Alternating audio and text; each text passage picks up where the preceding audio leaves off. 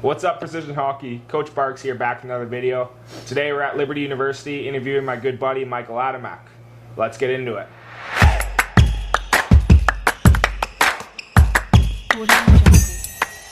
Mike, why don't you give our viewers a little background? I know you had some time in the Canadian leagues and now you're in the American League, so give us a little background on your career so far.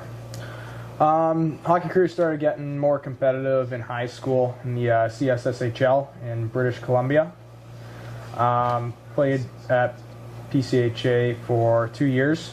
Then during COVID, bounced in between the BCHL with the Victoria Grizzlies and the VIJHL West Shore Wolves, which is Junior B, and then the Grizzlies are Junior A. Spent 4 years in the BCHL before coming down to Liberty my 19-year-old season, a year early, and been here for a couple of years. And really not a huge difference between the States and Canada. I think hockey is just hockey. Awesome, really cool. Now, Mike, I get a lot of questions about what's separating elite players at this level now. Why my kid isn't playing AAA when they have more skill maybe, or just why NHL players are NHL players all the time. So based on your experience and kind of your hockey wisdom, can you give us a couple answers of what you found successful on why elite players separate themselves from the bunch? I would say elite players, the main thing is they always do the small and little things right. I think they finish their hits. They're always on the D side of pucks. They're always making hard plays in the corners. I think they take pride in that, and they really want to do the small things right rather than going for the big plays. Off ice, workouts, you got extra ice at the end of practice. They're always out there working on their craft. They always want to get better. I think at the end of the day, it's just taking pride and helping yourself so you can better help your team. Yeah, I agree. I know from our perspective, our coach talks a lot about those little details, you know, whether you can get a stick on the puck before you hit the player, right? If every shift you can go out and make physical contact to separate that player from the puck and get that puck. So little details really separate AAA hockey players from AA hockey players. You know, some of these kids may have more skill, but are they really dialed in, willing to make that hit, to take a hit and make a big play, right? All these little things add up, and that's kind of the equivalent to why NHL guys are NHL guys every night. You know, these guys get beat up every night. They're taking hits to make elite plays. They're making small little plays that may not look that fancy, but, you know, when you're playing against other NHL guys, they're hard to make. So I would encourage you guys, you know, as you guys keep going in your season, is do the little things right. You know, next topic we'll get into is kind of coachable hockey players and what that means to be a coachable hockey player. How a coach can tell if you are a coachable hockey player and kind of what to do right to be a coachable hockey player. So, Mike, why don't you give us some more hockey wisdom and based on your experience, can you talk about kind of what it means to be a coachable hockey player?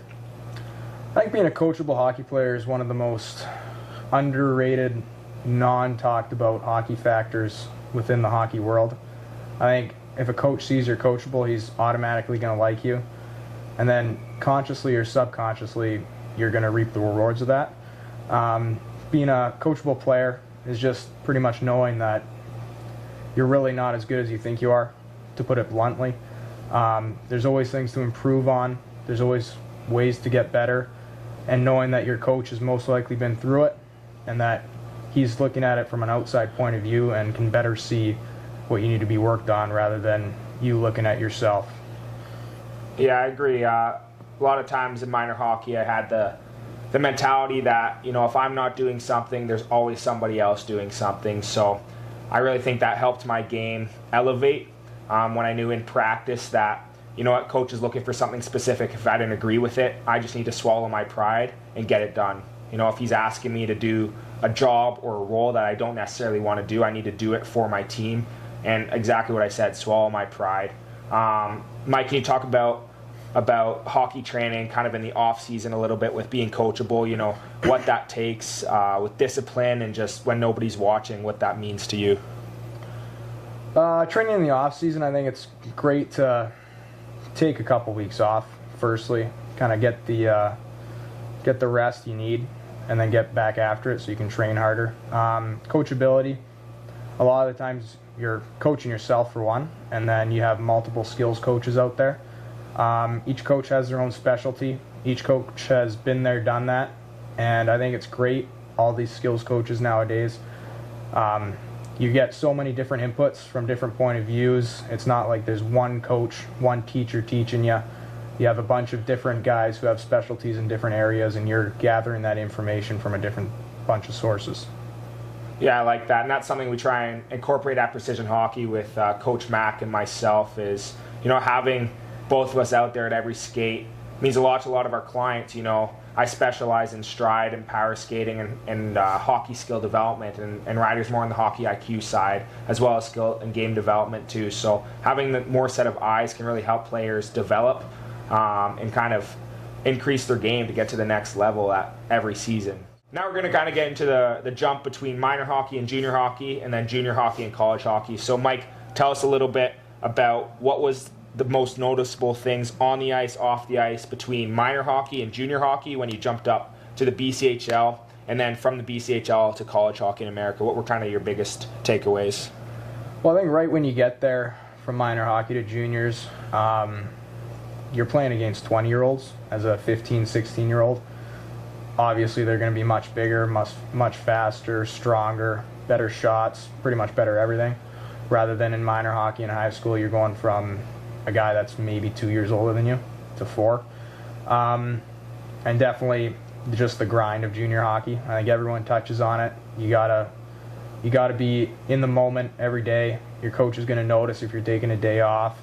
It's a dog-eat-dog world. You just gotta grind through it. And then in the BCHL, obviously, you can bounce around team from team, get traded.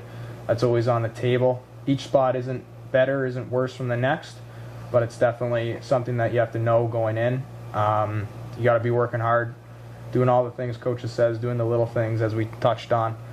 And then going from the BCHL to college, same sort of thing. I was 19 years old going in, playing against some 25-year-olds. Again, 5, sometimes 6 years older than you. They're going to be more mature. They're going to have maybe a couple dad bods out there. They're going to have 50 pounds on you.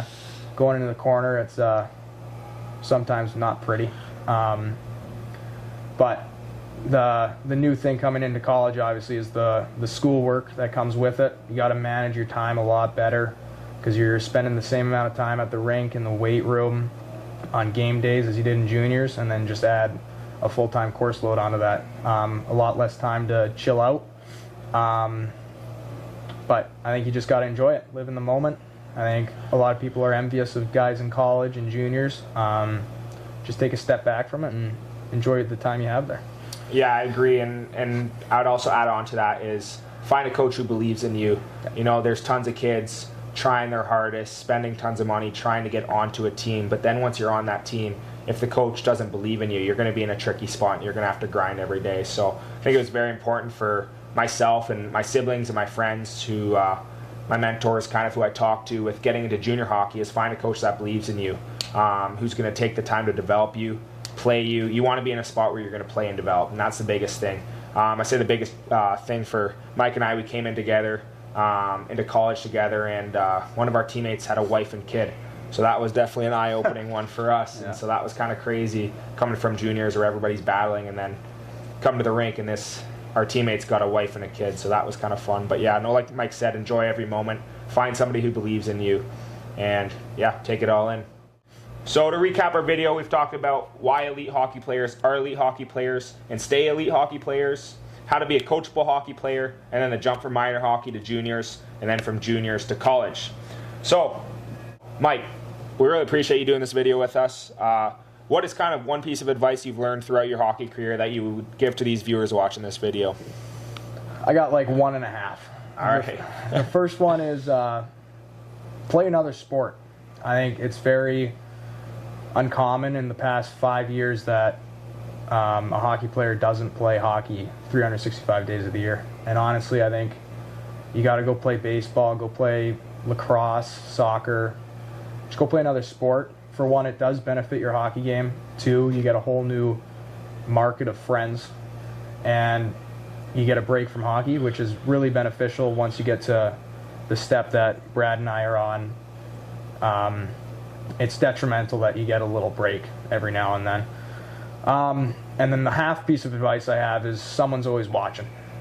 Always have integrity, work with integrity, do everything you do to the best of your ability. If you're at the rink, you're already there, you might as well work hard. Yeah, those are good ones, Mike. I definitely agree with playing another sport as well. With just from my experiences, man, like even these guys in the draft, they're always playing another sport. I know with baseball, you're working on your hand-eye, like little details in a game, you know. Even just taking a break, like take those 2 weeks off after your season. Just don't talk about hockey, don't think about hockey. Go golf, go play soccer, go play football, go bike with your friends. Do something other than hockey, and then get back into it. Find that love again, find that grind again, because it's going to be a grind. Every year is going to be a grind. So I think that's very important for young hockey players to understand that it's okay to take a little bit of a break and then get back into it. So thank you, Mike. Appreciate this, and My pleasure. we'll see you guys next time.